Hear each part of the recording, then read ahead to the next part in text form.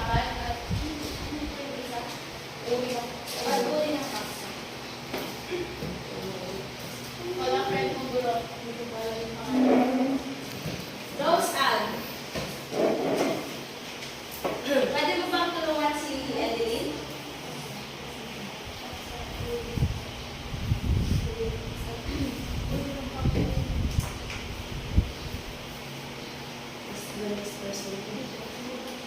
Pwede ka bang tumayo at sagutin ako? Yes, Isal? Tulad nga ako nang sinabi ni Edeline, ang paksa po ay ang pinag-uusapan ng isang, kumbaga, yun po yung pinag-uusapan ng isang diba? At yung uri ng paksa po naman ay classification or kategorya ng paksa ayon sa alphabet. Pwede ka bang bigyan ng tatlong bagsak si Isal?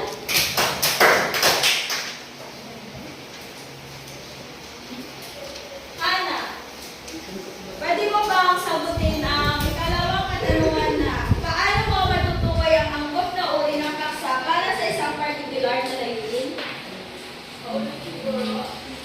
Paano mo matutukoy ang angkop na uri ng paksa para sa isang particular na layunin? Ang may overall opinion po is parang ang natutunan ng isang paksa depende po kasi salita rin na nakaangkop sa uri ng mga paksa. Magaling. Pwede niyo bang bigyan ng tatlong bagsak si Hana Plus? At ang ikatlong katanungan o panghuli, Abigail, pwede mo bang sagutin na paano maiiwasan ang pagiging malabo o hindi tiyak ang paksa at uri ng paksa sa isang pananaliksik o sulatin? So, my opinion din, dapat maiiwasan po ang malabo na paggamit ng malabo o hindi tiyak ang paksa. So, at hindi tiyak na paksa, ma'am, yung dapat gamitin po natin yung tamang paggamit ng uri ng mga paksa para yung isang salita po, isang kausap ay mas maintindihan po natin. Magaling. Pwede bang bigyan ng tatlong bagsak si Dorota Class? Ikalawang aktibidad na tatawagin.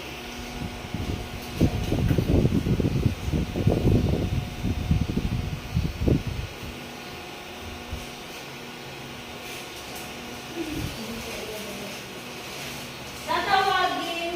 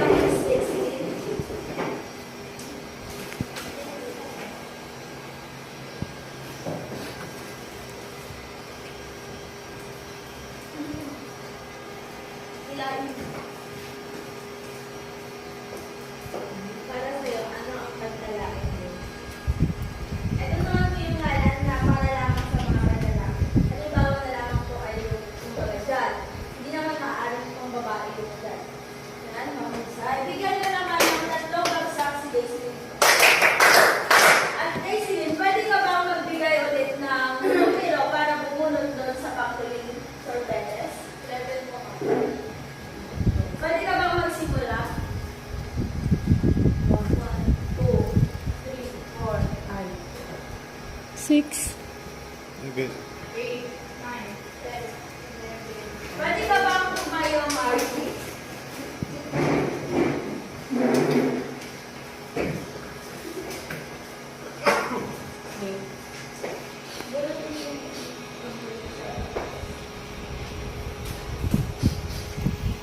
Magbigay ng halimbawa ng bibiyak. Kaya halimbawa ng bibiyak ay doktor. Hindi mo alam kung babae o siya o lalaki. Yan, very good. Pwede niyo bang bigyan ng tatlong palakpak si Margie class? Ngayon class, may idea. Ngayon class, may idea na ba kayo sa ating paksa or bagong tatalakay ngayong araw? Oo! Pwede mo bang sabihin ito, Abigail? Kasayaan ko ng pangalan. Yan, mahusay.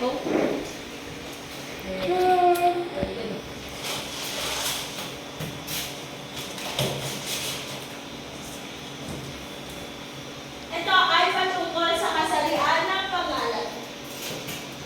Ano nga ba ang kasalian ng pangalan? Pwede mo bang sagutin ito si Kibert? So ang kasarian ng pangalan po guro is tumutukoy ito sa isang pangalan na tumutukoy sa isang kasarian ng tao po. Mahusay. Ngayon, kaya may papanoorin naman tayo class. Makinig kayo at ako ay magtatanong sa ating papanoorin ngayon. Magandang araw! Welcome back to Teach and Read. Ang paksa natin ngayong araw ay tungkol sa kasarian ng pangalan o gender of nouns. Mayroong apat kasarian ang pangalan. Babae, babae, at walang kasarian. Ano naman ang apat na kasarian ng pangalan class? Abigail. Ang lalaki, ang babae, titiyak at walang kasi. Mahusay. Kasarian ng pangalan na panlalaki. Tumutukoy ito sa ngalan ng tao o hayop na lalaki. Mga halimbawa, tatay, tito, lolo, kuya, at hari. Panlalaki. Ano naman ang panlalaki class? Mayan, pwede ka ba magsabi kung ano ang panlalaki?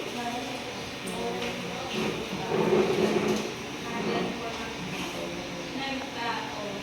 Ano pa niya? Pwede mo? Pwede. Gender. Ay tutuloy sa mga tao o hayop na lalaki. Mahusay. Pwede ka ba magbigay ng isang halimbawa ng panlalaki, Trisha? Trisha. Si Pipert po. Yan, mahusay. Kasarian ng pangalan na pambabae. Tumutukoy ito sa ngalan ng tao o hayop na babae. Mga halimbawa, nanay, tita, lola, ate, at reyna. Pambabae. Para sa iyo, Laika, ano naman ang pambabae? Ito po ay tumutukoy sa ngalan ng tao o hayop po na ang tuturing ay babae. Ngayon, Hana, pwede ka ba magbigay ng isang pangungusap na may pangalan na panlalaki? Pambabae. Ngalan ng pambabae. Pambabae. Gawin mo itong pangungusap. Or magsabi ka ng pangungusap, tapos sulitin natin kung ano yung ginamit mo ng pangalan. Si Edwin ay nakikisaluot na mga Tama. Ano naman ang ginamit mo na pangalan dito ng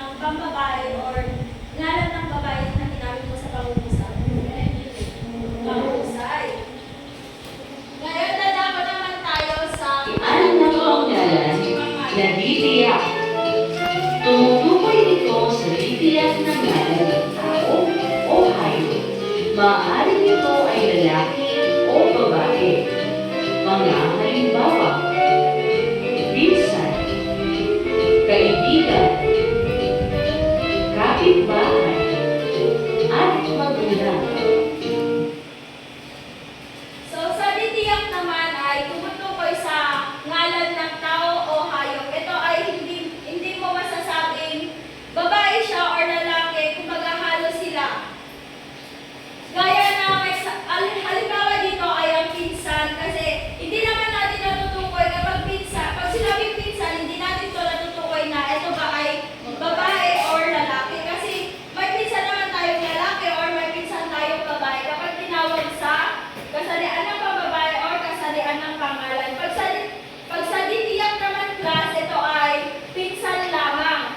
Kung sa kasarian, ay sa ditiyak kasi ito yung hindi natin natutukoy kung ito ba ay lalaki or babae. Tapos sa kaibigan naman ay kasali ba sa ditiyak class? Oo. Paano nyo naman nasabi na kasali sa ditiyak ito, Kayla? Kasi hindi po dito matutukoy. Ay dahil marami tayong mga kaibigan na lalaki or babae, kaya hindi natutukoy kung babae ba or lalaki. Mahusay. At ang kaibigan class ay Kasarian ng pangalan na walang kasarian. Tumutukoy ito sa bagay at buok o lugar na walang kasarian at walang buhay. Mga halimbawa, pagkain, bahay, pasyalan, at bola. sa walang kasarian naman class ay tumutukoy sa bagay at buhok na walang kasarian. Ito naman yung gaya ng upuan, tapos yung mga gusali parang gusali sa Maynila, parang ganun nga, yung malalaking gusali sa Maynila, parang class. Ang walang kasarian dito ay yung halimbawa nito ay pagkain, bahay, pasyalan at bola. Paano naman masasabing walang kasarian ang pagkain class? Pwede mo bang sagutin nito si Bert? Paano mo nasasabi na walang kasarian ang pagkain? Pag po kasi sinabi natin ang kasarian, ito po ay tumutukoy sa kung ito po ay babae or lalaki. Hindi po natin masasabi po natin walang kasarian ang pagkain kasi pagkain po, wala siyang gender. Mahusay. Bigyan niyo naman ng tatlong nagsaksi si Bert.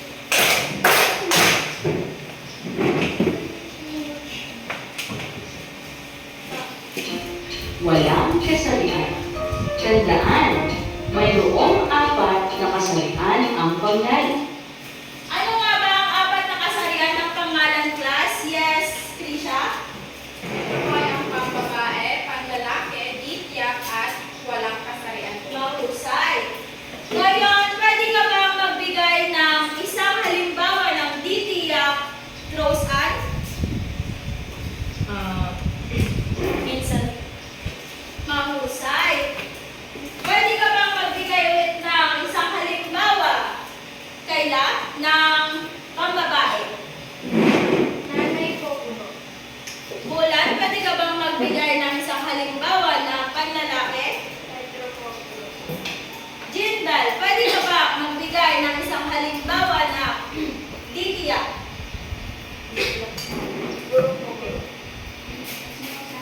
Jerilyn, pwede ka ba magbigay ng halimbawa na walang kasarian? Mahusay. Di ako kayo talaga ay nakikinig class, magkakaroon tayo ng pagsusunod. Magandang araw! Welcome!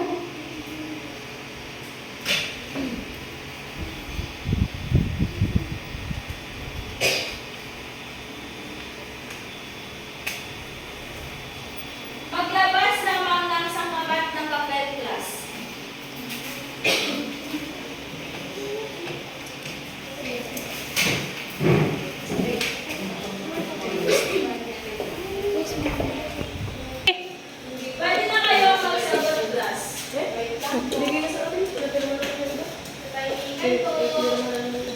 Tahimikan, class.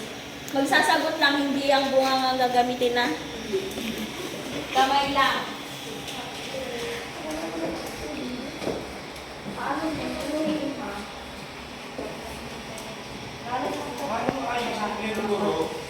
Isusulat lang yung mga ginamit na pangalan ng class. Tukuyin nyo lang dito kung anong ginamit na pangalan ko sa number 1 na ingat na inayos ni Aling Rosa ang kanyang mga bulaklak. Tukuyin lang dito kung anong ginamit na pangalan class. Salungguhitan po ba yun? Sulat lang po. Opo, sa lungguhitan lang. Eh, paano po pag dalawang guro? Dalawa lang.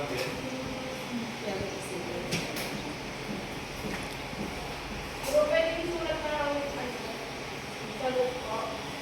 Pwede isulat na lang yung sagot. Oo, pwede isulat na lang.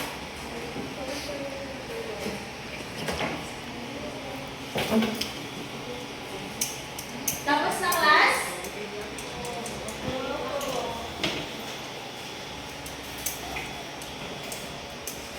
Ayun na po. Ang kapatid ko ay matigas ang ulo. Hindi ko, Number 2, ma'am. Wait mo, ma'am.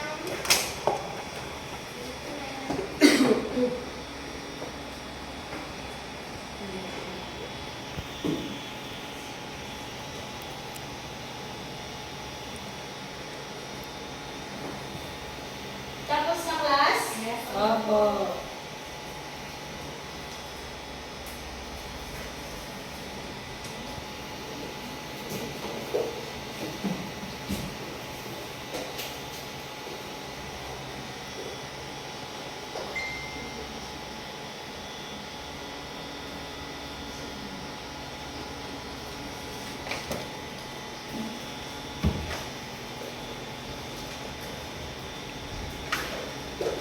Tapos na class?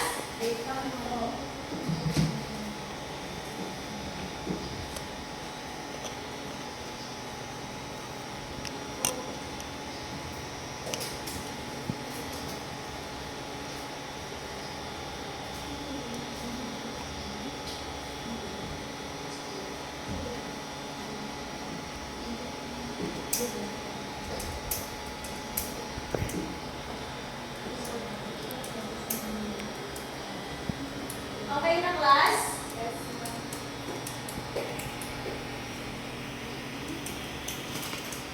Ang pabalik ko sa number 5. Ayaw ko po.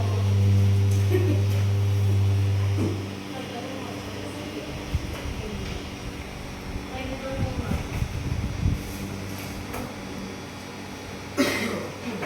Ayun na po.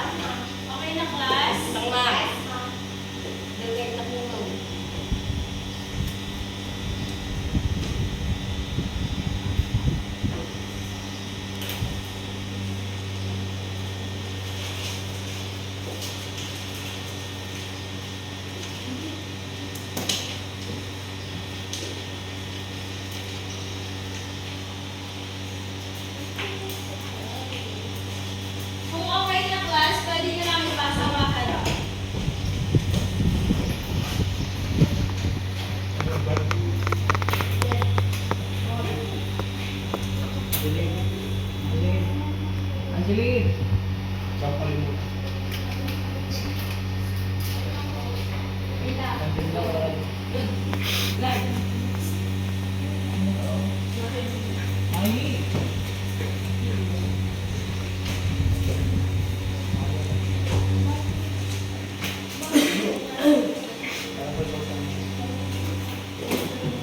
para naman sa inyong takdang aralin, pwede nyo na kuhanan ng libro.